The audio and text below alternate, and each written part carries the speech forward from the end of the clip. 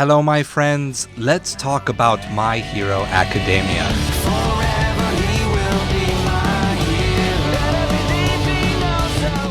Now that we've passed a major turning point in Season 3, I figured now is the perfect time to look back on the series thus far to explore the philosophical themes and narrative morals as we continue to enjoy and analyze the series moving forward. My Hero Academia has one of, if not the most concise and coherent messages in the entire shonen action genre. So over the course of this weekend, we're going to go season by season so that we can remember the story's message as a whole. The very first episode of My Hero Academia displays a complete focus on quirks. The vast majority of society possesses these superpowers, and the only job kids want to grow up to do is that of the superhero.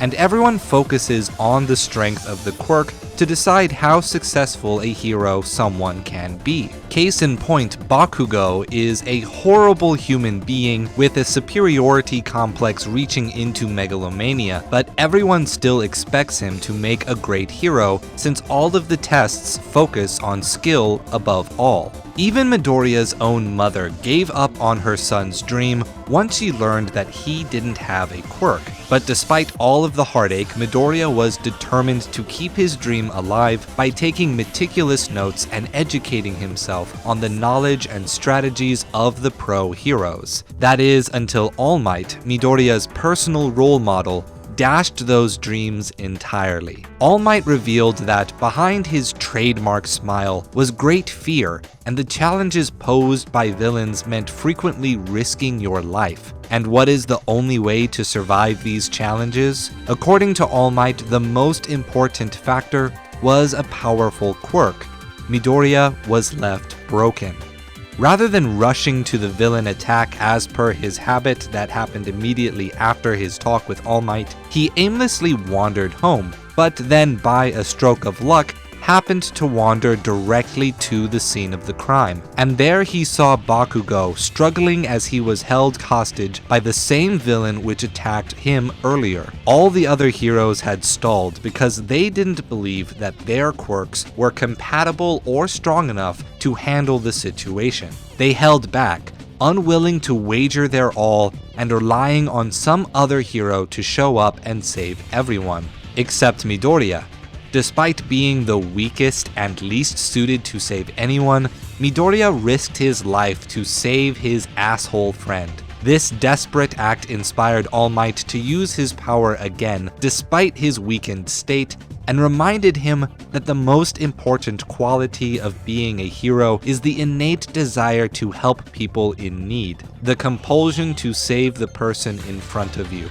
With this, Midoriya proved that he has the mindset to be a great hero, and thus All Might chose Midoriya as his successor. What follows is a grueling series of tests, from 10 months of strongman-style beat training to the mock battle simulation on the UA entrance exam. Throughout all of it, Midoriya never forgot this defining drive of being a hero.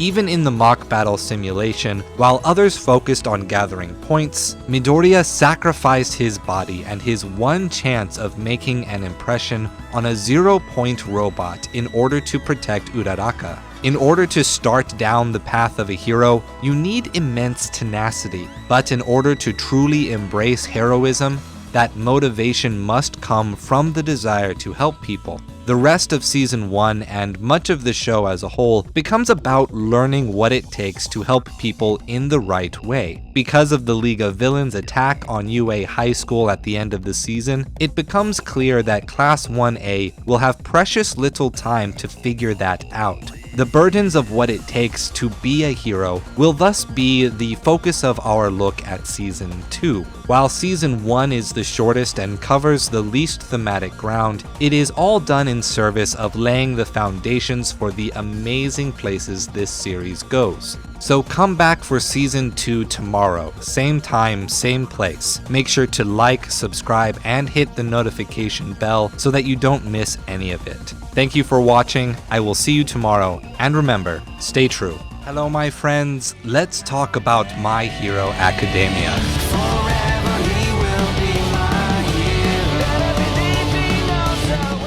We go from Season 1's question of what motivates a hero to being fully immersed in the world of heroes, forced into it by the League of Villains, and thus moving up the deadline on Deku's ultimate responsibility as All Might's successor because All Might extremely exhausted his power in the fight against Nomu. But after an extremely short rest period, Class A is thrust immediately back into the thick of it, because the annual sports festival is starting, and this time Deku has to find a way through when most of the classmates he had worked with before are gunning for his neck. The new question for Season 2, what are a hero's burdens? Deku enters the tournament apprehensive, still not confident that he can use his powers without ripping his own body apart.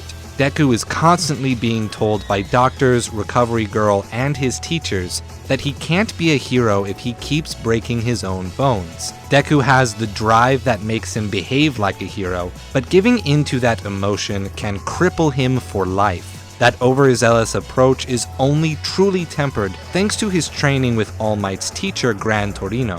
Deku fully grasps the knowledge that he can't save others if he's the one that needs saving, but it wasn't any of his teachers that made that knowledge click. Rather, it was Todoroki's struggle against his father and the fire quirk that Todoroki inherited from him. The number 2 hero Endeavor engaged in some pretty messed up eugenics practices, using his money to arrange a marriage with a compatible quirk and making Todoroki's mother bear multiple children until one with both of their quirks developed, all for the sake of being proven better than All Might.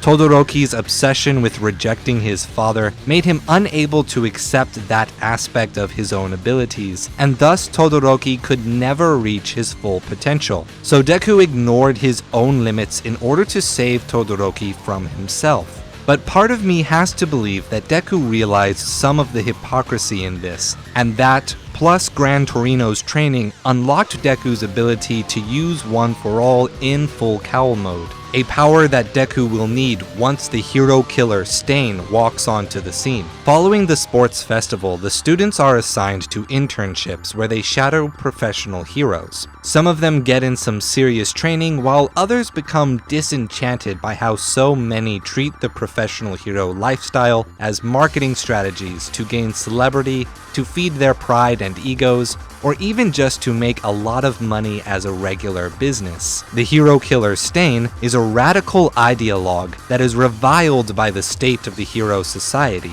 the world of dishonesty and selfishness where people dirty the word hero with their factory line approach to the idea. To Stain, only All Might is deserving of the title, and he is happy to kill any hero he comes across until he finds someone else, another hero like All Might. Stain stalks professional heroes as his targets in order to determine their motivations, the reason that they pursue the hero profession, and Stain's criteria for whether someone is actually heroic or not is whether that hero is being truly altruistic. In other words, truly sacrificing yourself because you recognize the inherent value in others. In Stain's mind, when you pursue this title of hero for selfish reasons, you're not inherently different from the villains. You're only doing the job for your own benefit. So if people need saving, but are low profile and don't stand to turn a profit, then your system guarantees that innocent people will fall through the cracks and suffer for it. The frustrating thing about this story arc is that Stain isn't wrong. Even during the sports festival, plenty of pro heroes talk about how the current school system results in capable potential heroes getting stuck in the system's blind spots. To Stain, if you are motivated by any selfish reason, then you create those problems. The sports festival and hero internships put a lot of these selfish motivations in the spotlight. Even if your motivation is to seek revenge against Stain for someone he murdered, like Ida, then you are guilty of the crime of ethics that Stain thinks he's punishing. Stain admires All Might as a hero that is so strong that he can sacrifice constantly, burning away without end, all for the sake of deserving the title of the symbol of peace for society. Stain believes that dying at the hand of All Might will make him into a martyr, and thus restore true altruism to the world. Even though Deku and friends ultimately are acknowledged by Stain and win the fight, they do so at the cost of accepting that the reasons that motivated Stain were true. But that doesn't mean they have to accept Stain's conclusion. From their experience at UA High School and the sports festival, they learned that there is more than one burden a hero must fulfill. The first burden is to protect and cultivate your whole self so that you can fulfill your second burden, to sacrifice your safety when the safety of someone else is at risk. And the third burden, that even as you grow in power and respect, you must control your intentions and your ego to keep the motivation demonstrated in Season 1 pure. And thus, at the end of Season 2, the next generation of heroes have learned the mark of a true hero. That mark is altruism, and that altruism requires both supporting yourself and others in equal measure, and not seeing heroism as a means to other goals. Thank you for watching, my friends. We're going to continue our dive into the philosophical themes of My Hero Academia tomorrow with Season 3. Same time, same place, so remember to subscribe and hit the notification bell so you don't miss it. New videos come out on Saturday every week, and we are still a small community, so the only way that we can grow is with your help. See you tomorrow, thanks again, and remember, stay true. Hello my friends, let's talk about My Hero Academia.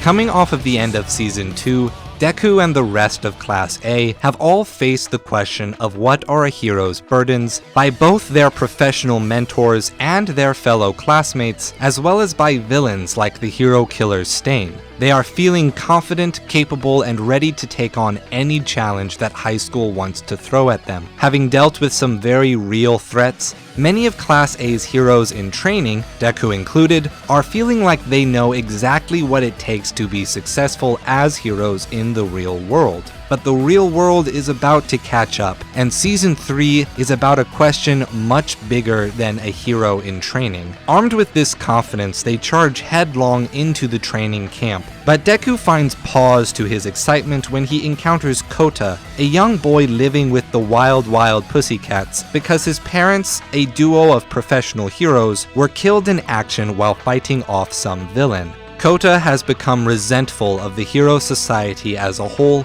because it put his parents in a position of needing to save everyone else, but no one was there to save his parents, leaving Kota orphaned and alone. Deku finds himself struggling to make Kota see why the heroes are valuable, because Kota and his family have fallen through the cracks of this system. Deku is unable to defend this system that he was so confident about just days earlier. Then, whatever sense of confidence and preparedness that Class A felt is shattered when the League of Villains attacks. Deku ends up expending practically everything he has to protect Kota from the villain Muscular. This inspirational demonstration of will, the unmitigated desire to help someone in need that was the focus of Season 1, inspires Kota to embrace that spirit of altruism and try to save Deku as well.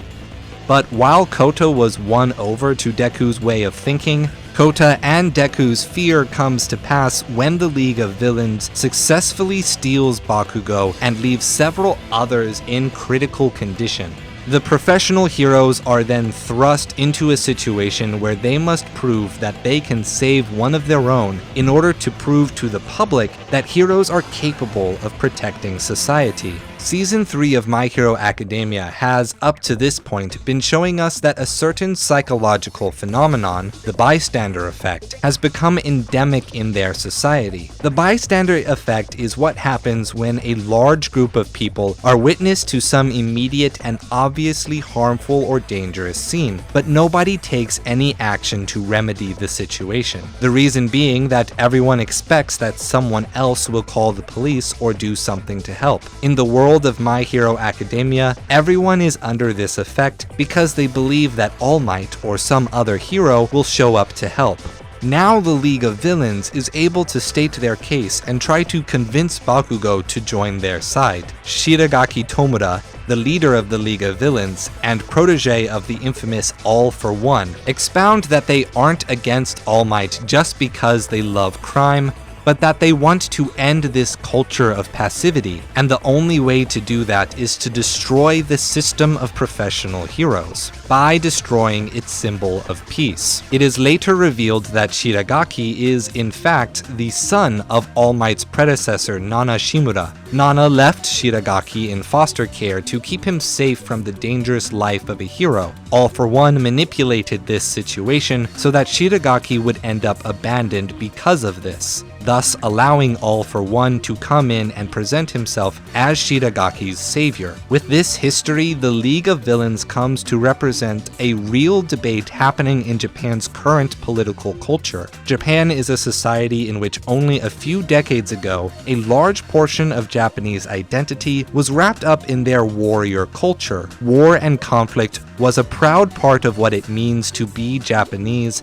up until the end of World War II, when Japan, as a part of their surrender, was required to renounce war as a whole. But people who maintain the old ideology today describes the current state of Japan as being drunk on peace, and that Japan's problems can only be solved by embracing that pro-war history. It is that ideology that brings us to All for One. During his fight with All Might, All for One monologues about the problems of society and the world that he envisions on a national broadcast. But All Might has already lived through that world once before, already thwarted that vision, but now there is an audience. Now the fight between All Might and All for One becomes a competition of ideologies, presenting different answers to the question of what makes a more ethical society. All for One presents a society where each individual takes personal responsibility for determining ethics. In order to make it happen, however, you need a high degree of threat to overcome, high conflict in order to remove complacency. Everyone has to be engaged, and thus no one slips through the cracks,